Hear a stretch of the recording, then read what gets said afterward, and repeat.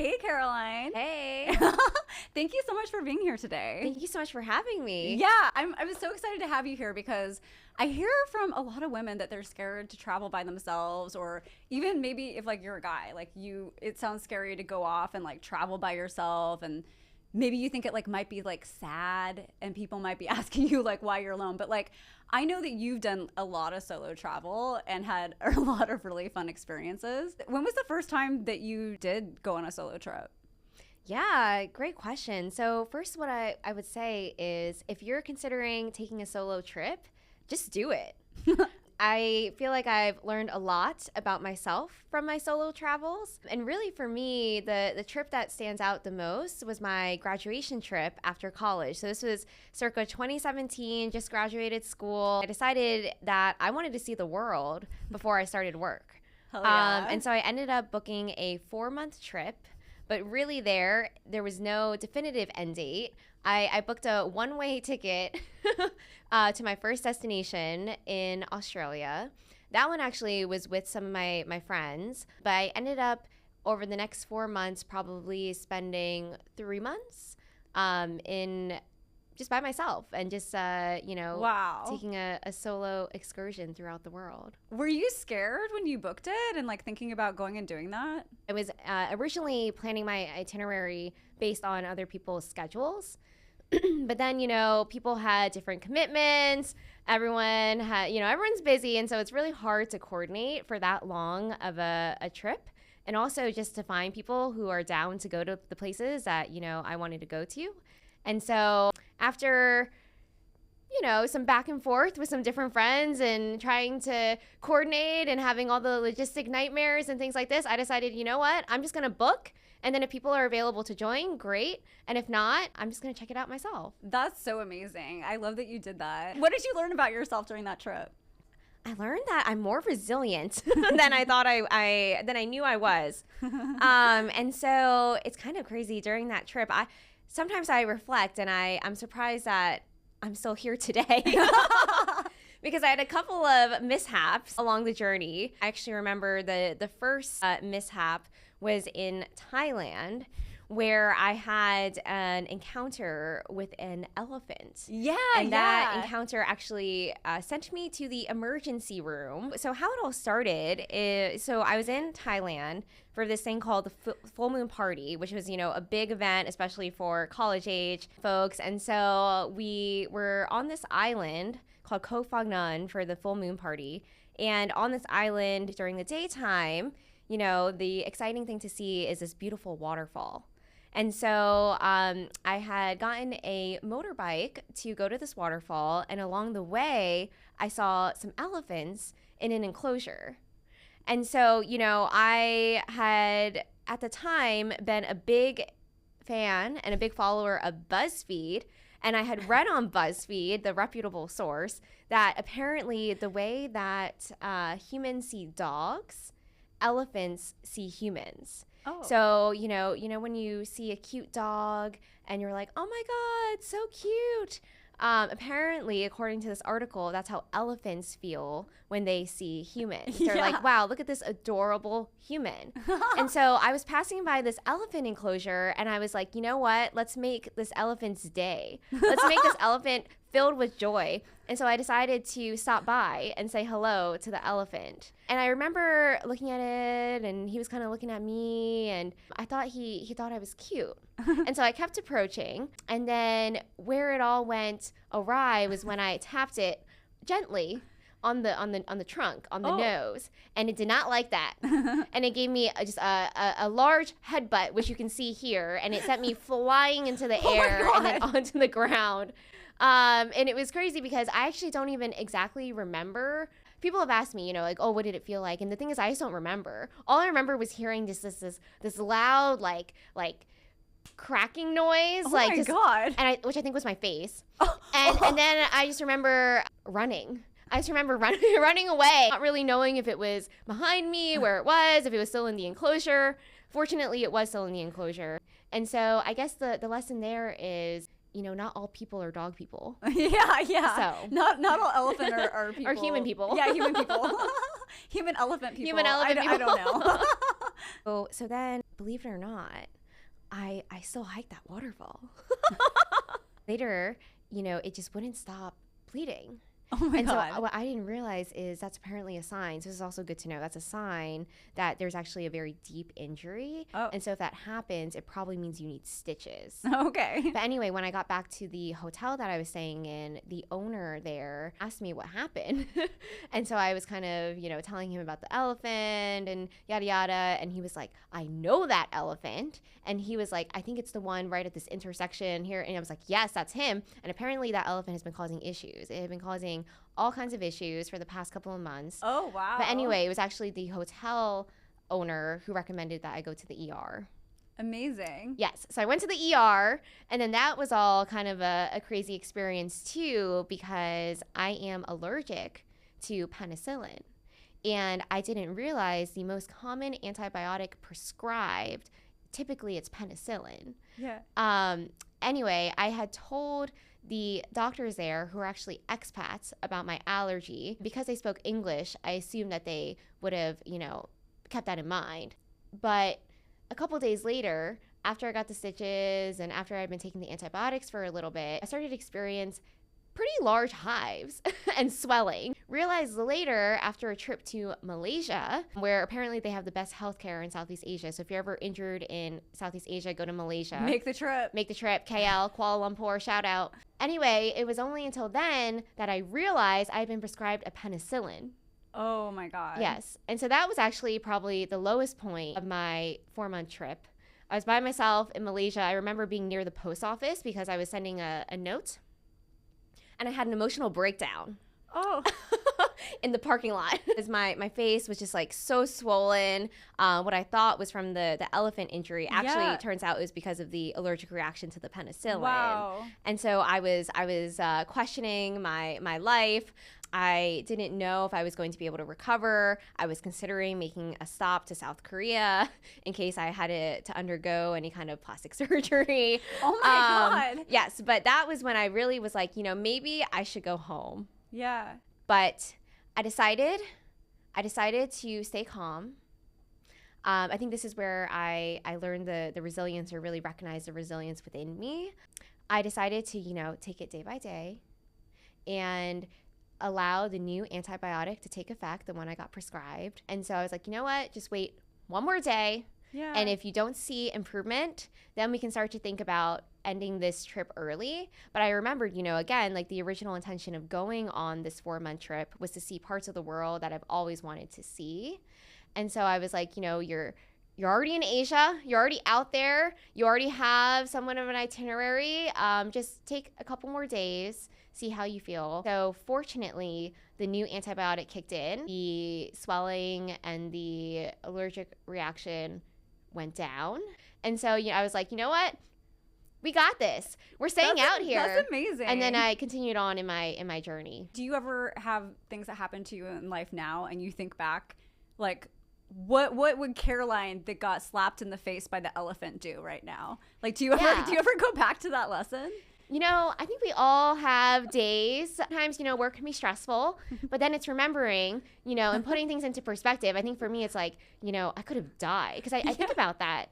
And as you can see in this photo, the elephant hit me right here on the chin. Yeah. If it were any lower, it would have been in my neck. Oh my God. Like artery. Yeah. Exactly. In the jugular. It would have gotten me in the jugular.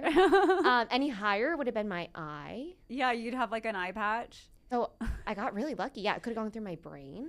Oh my God. And so I think about that. Yeah. And everyday things and moments where we get really stressed out. Yes, it is stressful, but also when you put it into perspective, having a frustrating coworker, not that bad. And, if you can get through an elephant attack, not many people can say they survived an elephant attack. There are not many elephant attack survivors. And so if you can get through that, you can get through many situations that we find ourselves in day to day. Hell yeah. Well, maybe after this podcast, like other elephant attack survivors will reach out to you and like, yes, maybe you'll get like a lot of new friends from this. Like, who knows? Yes, message me, please. Would love to connect with the fellow survivors out there. Yes. But yeah, so I think like that was a great experience. And at the time I was 21 years old and I was by myself in Malaysia, which is a place I'd never been. Obviously, you know, not familiar with healthcare. I grew up in America, so I wasn't familiar with healthcare outside of America. And so I was definitely scared. And I look back and I think like being able to get through that built confidence in me that I can get through many situations by myself, my own resourcefulness. So really through kind of controlling my emotions. Yeah, no, I've seen you in action. Like you're incredibly resilient. Yeah, hell yeah. I appreciate that. You're resilient too. Yeah, it's like it's the lessons we learn, right? We bring them forward. Exactly. Honestly, what I'll say is after being in Asia, and also I had some another mishap in France, which we can talk about. But the healthcare system outside of the U.S. is actually much easier to navigate. Oh. So I was very pleasantly surprised by that. Much cheaper, very affordable. The luxuries of travel. Yes. So other things that happen on solo trips, besides like you're resilient, you learn that you can really tackle anything that comes in front of you. But what are some other highlights and things that you love about traveling by yourself? Yeah, totally. So when you're with others, you feel like you have to be somewhat considerate of others' needs and wants. So like if someone wants to do something, I'm sure we've all been on group trips where people are like, you know, what do you want to eat? Or what do you want to see? And then it takes like an hour to figure out where you want to go because everyone has different opinions and accommodate for different dietary restrictions or preferences, all these things, right? And so I think what's amazing and what's awesome about traveling by yourself is that you just get to fully self-direct, and anything that calls to you or anything that speaks to you, you can just do. Mm-hmm. I remember I was on a solo trip in France, and that for me was very fun too because, you know, I'd taken French all the way up through college, and so I've always just enjoyed the French language, French culture, and so it's just a great way to be able to practice my French, but really see the city. And so I remember being in Paris, and I was just gonna go for, initially I thought, a morning walk. I ended up walking, I think, for 6 hours, just like through all the different streets near the Seine and streets I've never seen before. I went through this beautiful farmer's market, and there I got to sample different things. And I think like if I had maybe been there with others, I maybe wouldn't have stopped for so long. Yeah. I remember too passing by some art galleries and checking those out. And really along this walk, anything that caught my eye or my attention, I just spent time there. Yeah, and there was no friction. No friction. Yeah. And, exactly. And you didn't feel alone, and you weren't lonely, right? Did not feel alone. No. In fact, I really felt like I was able to engage more with myself and my own interests, and like I didn't even know necessarily that I enjoyed going to galleries. Yeah. But that was a new interest that I was able to identify and actually bring back to New York to be able just to do in everyday life. Oh, that's so amazing. Yeah, I mean, they say like you don't really know a person until you travel with them. But it's like, that's the thing is like, have you ever traveled with yourself? Like just yourself? Like it's a great way to get to know yourself, right? Mm-hmm. Totally. Yeah, so Robin, I'd love to hear more about your solo travels. I know that you've been several places, I think even this year by yourself. Yeah. So I think that the first time that I did solo travel was a trip in 2017. I went to Italy by myself. And this is back, I was super broke. And, but I was looking at round trip tickets from San Francisco to Italy because I had it in my mind that like I really wanted to just go work remotely in Italy for the month of May. And it was only like $500 round trip ticket. And I was like, okay, I'm going to ask my boss, like if he agrees to it, I'm going to use my tax refund and I'm going to like buy that round trip ticket. And it all worked out, and I did. And I was by myself for maybe like 3 weeks of it. There were 2 weeks where I was with somebody else, but yeah, it was an adventure. And that was actually the first time that I stayed at an Airbnb where it was like I was just renting a room. But there were other people like living in the apartment and like Yeah, you had roommates. but I was like I had to do it cheap, right? Yeah, it was actually that was a really magical trip. I think back, I did a Cinque de Terre, which is like this hiking trail that's connected between like 5 villages like up on the coast, like right by the water. And you're supposed to like, I don't know, put some euros somewhere, and I think it's like €7 or something, like to be able to hike it. And like I literally had no money. I had no euros, and but I wanted to go hike it, right? So I'm out there and I was a little nervous. I'm like, man, if they stop me, I literally have no money. But thankfully, like nobody stopped me, and it is a really special memory that I have for myself. Besides that, the solo travel that I've been doing, I kind of like keep just taking like one little step forward, you know? Like, so I left like a pretty significant relationship last year, and it was kind of a big deal for me to book the first international trip post that relationship, because that relationship was like 11 years, and I had traveled by myself, but it just felt like a big step, you know, to go do something big like that on my own. But I ended up doing it, and I haven't meant to do it, but a lot of the places that I've traveled to by myself, I feel like I'm healing in a way and kind of rewriting my story, because it hasn't been intentional, but I keep ending up in places where I was with like that ex. And at first, like the first one that I did early on, it was sad, but I got through it, and like it ended up being like a good trip, and I feel like that made me a little stronger and made me, you know, want to go explore that more. And then I think that some of the more exciting solo travel that I've done, so I do it a lot. I probably go on like, I don't know, 10 trips a year by myself, half of them international. But the thing that I found really exciting is I go to Ibiza for closing party, and I've gone by myself the last couple years. Yeah, and the reason why I do it is kind of what you're talking about, is when you're by yourself, you have a really different experience.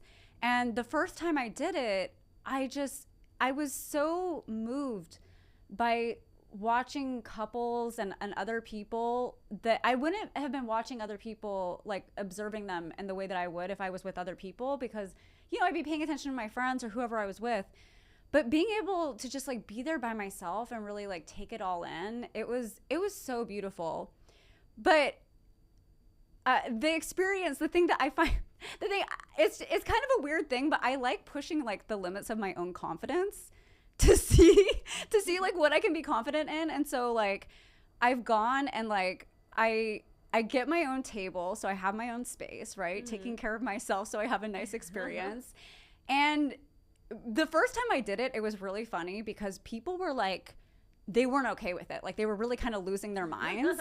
Like I had, there was a group of like. They were confused. Yeah, they were very concerned that I was by myself. Like everybody was really worried about it. And there were this group of like 30 people that were to my right. They're from like Miami, New York, LA.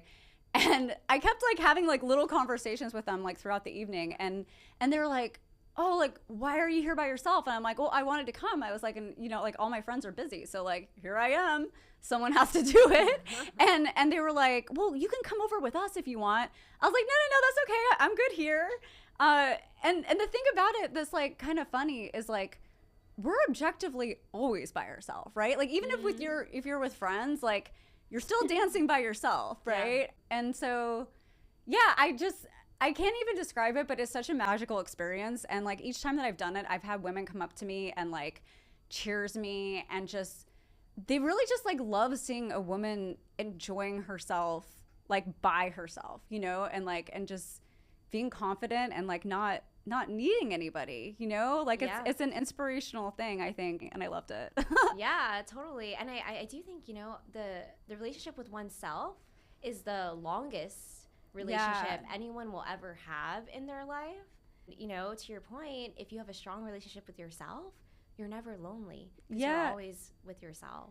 Yeah. And it's like, if you put yourself in a situation like that, like even if it's like low stakes, like you're gonna go to the restaurant and have dinner by yourself, and you're like, oh, like people are gonna wonder why I'm by myself. They're gonna think like, oh, you know, something's wrong with them, or like people actually like they think it's awesome when they see somebody going and being confident and doing things by themselves because, you know, I think that everybody understands that it can be scary. Mm-hmm. And so it's just like magnificent seeing somebody going and just enjoying themselves. Yeah. Just for the fun of it. Yeah. It's like if you see someone by themselves and they're enjoying themselves, like they're there for them. Yeah. They're showing up for themselves and they don't care what anyone else thinks. And then, yeah, I think it's also just a great experience because when you do the things that you want to do, you are living the life that you want. Yeah. And you know, the other thing is like sometimes like if we're scared to go do things by ourselves and so we bring somebody along, but like how many times have you been somewhere where like maybe you're not really enjoying the conversation, you know, but like, oh, you're there with that person. It actually is really nice when it's just you because like you don't have to have a conversation you don't want to have. Yeah. And I think it starts like raising the bar and like to your point, your awareness of yourself and like what you like what makes you feel good and you start to notice like what people really like light you up and like allow you to feel comfortable, fully comfortable when you're with them. And yeah, totally. It's not having conversations you don't want to be part of, but it's also not eating food you don't really want to eat. It's not listening to music you don't really like. So you really get to choose your own adventure. Yeah. When you're by yourself. And kind of to your point earlier, you just get to like fully immerse yourself and engage and be an observer. Yeah. Which I think is really, really special and really cool. Yeah. And I think we were talking about this before. Like you have people approach you, right? When you're alone. Yes. Yeah. I feel like when you're with other people, others are less likely to approach you because I don't even know exactly. I wonder why that is. Like they just assume that maybe you're not interested in talking to anyone else. But when you're by yourself, people, one, are curious about you. And so they want to learn more. But then two, I guess you're more approachable and people just end up talking with you and you get to meet people you never would have met. And when you're traveling, it's great because you in some ways get more exposure to the culture. Mm-hmm. And I remember I was in Turkey. I was by myself at dinner and these gentlemen started talking to me. I ended up getting so many recommendations for Turkey. All these local recommendations that I never would have even known about if they hadn't approached me. Yeah, yeah. And it's like, and it's not even just like, it's not like a romantic thing, right? Like it's not guys approaching you, hitting on you. It's like all ages, like both. And I said gentleman to simplify, but it was a guy and his dad. Oh yeah, that's and they wholesome. They just wanted to check in. Actually, they wanted to make sure I was okay to start. They just wanted to make sure I was okay. Nice. It was very nice. And then we were chatting. I was telling them I was in Turkey.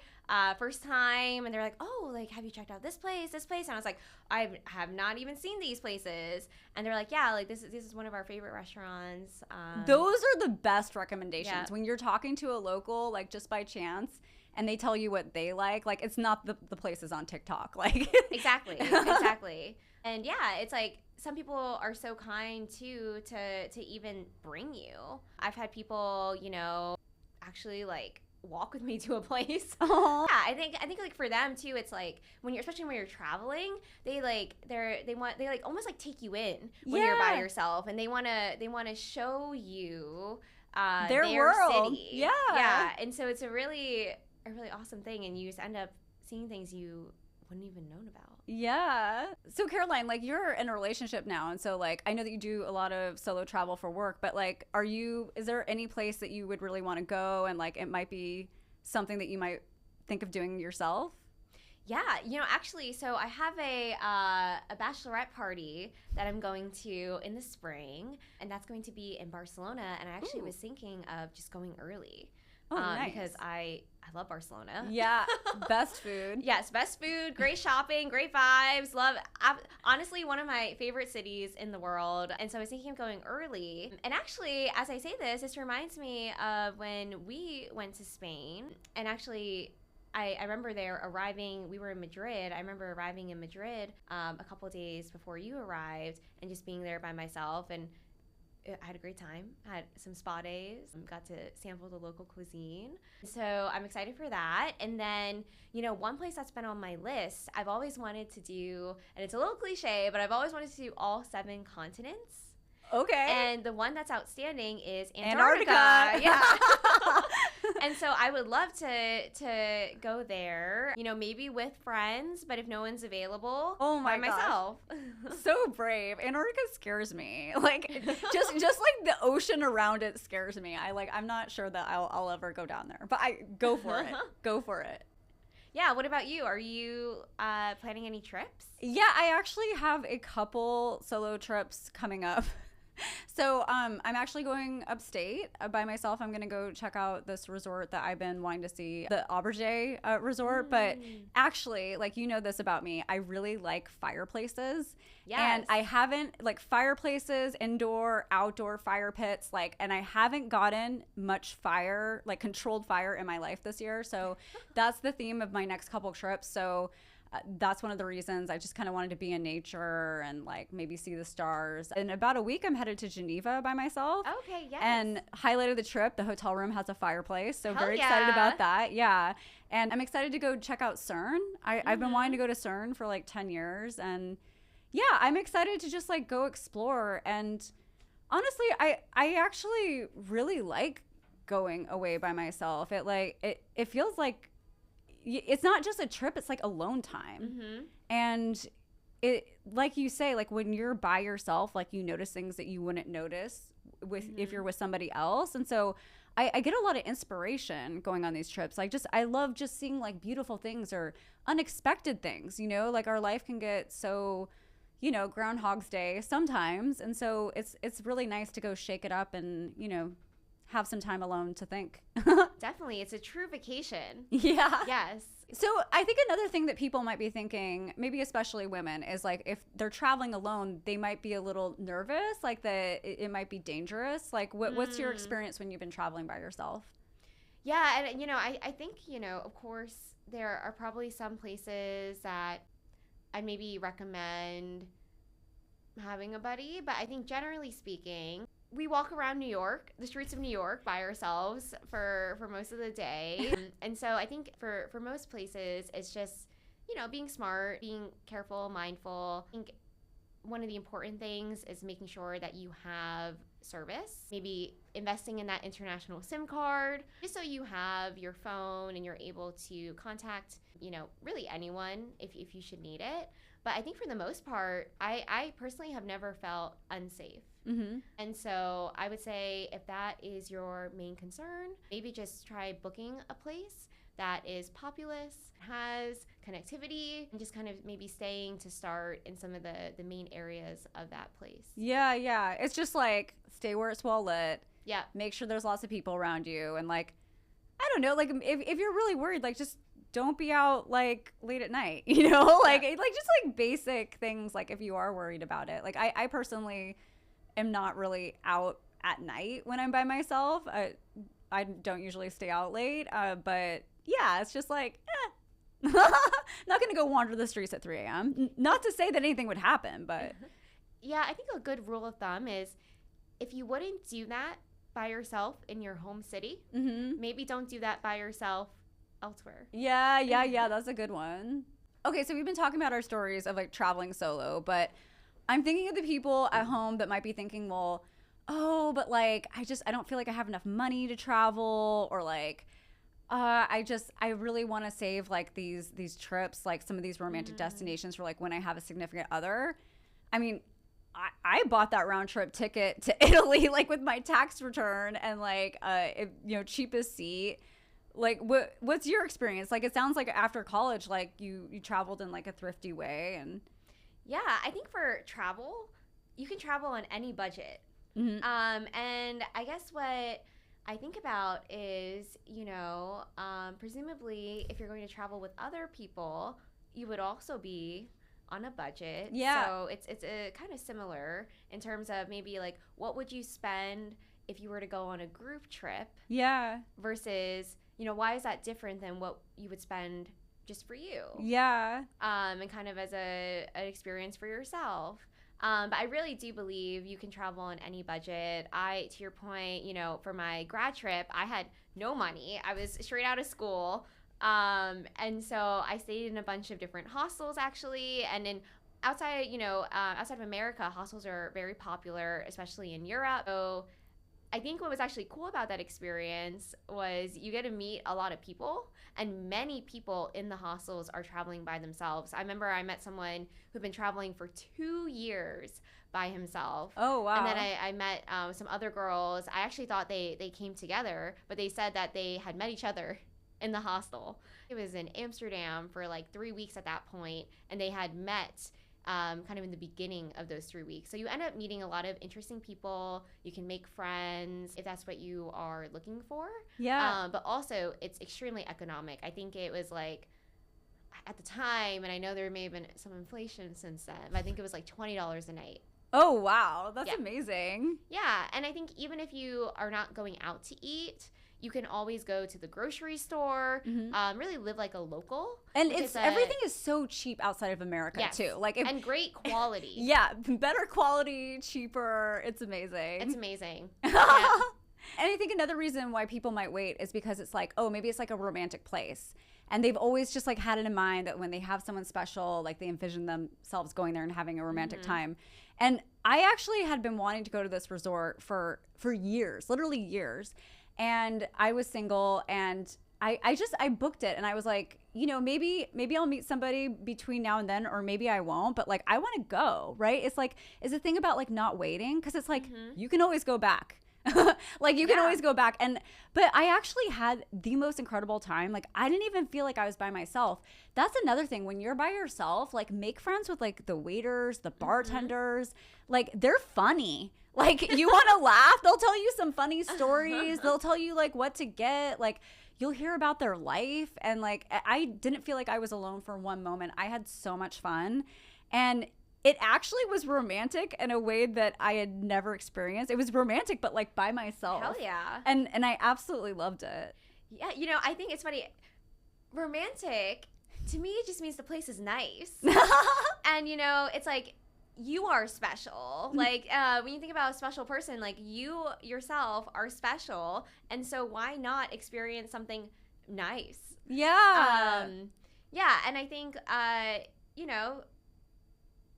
sometimes a lot of the kind of like couples retreats and things like that, the couples packages, the couples massages, all these things, it's just kind of marketing. Yeah. Yeah, and they're all activities that are absolutely wonderful to do by yourself. Yeah, and I mean, sometimes it's like, no matter who your partner is, like they're not always like excited about every little thing the same way you are. So it's just like, to your point, when you were walking down that street in France, it's like the same thing. It's like, there's just so much ease with like traveling by yourself.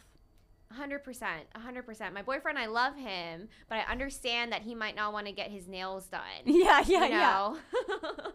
Yeah, and another thing, I mean, we keep bringing up like how easy it is to like meet people on these trips, right? And it's like, especially if you're single, like this is like the best time to discover yourself, right? But like, I actually like know people that have like met their significant other when they're traveling like by themselves. It's like, I think the best thing you can do in life is like go after like what's actually in your heart, like what you are really interested in, and like someone's gonna be there, even if it's just like a friend, an acquaintance, like somebody that maybe shares something with you that puts your life on a whole new direction. Like you don't know what's out there. It's like it's calling to you for a reason. You gotta be curious and go see it. That's super interesting. And I think about it, and it's like when you're traveling by yourself, when you're traveling solo, and you are doing everything that you want to do and you are self-directing, you are being authentically you. And so that's interesting that your friend ended up meeting their future spouse, because it's like, when your friend is so traveling by themselves, they were really able to be their true self, and they were able to attract someone that best matched their true self. Yeah. And it's like, if everyone is just out there traveling by themselves, and honestly, aside from just travel, just living their life authentically, like if we were able to self-direct like that every day at home, you're able to find the things that best fit you. Yes, I love that. That's so high vibes. Yeah, and it's funny too. I think about it, and it's like, part of the reason for solo travel is to be able to experience places that you want to experience in your lifetime. And can you imagine like fast forward however many number of years, and you look back and you think about all the places maybe that you wanted to go but you never went. Can you imagine if that reason was because there was just no one available to go with you? Yeah, so much missed opportunity. Like, live today. Live today. Live this Yes. moment. Just do it. Book that flight. Hell yeah.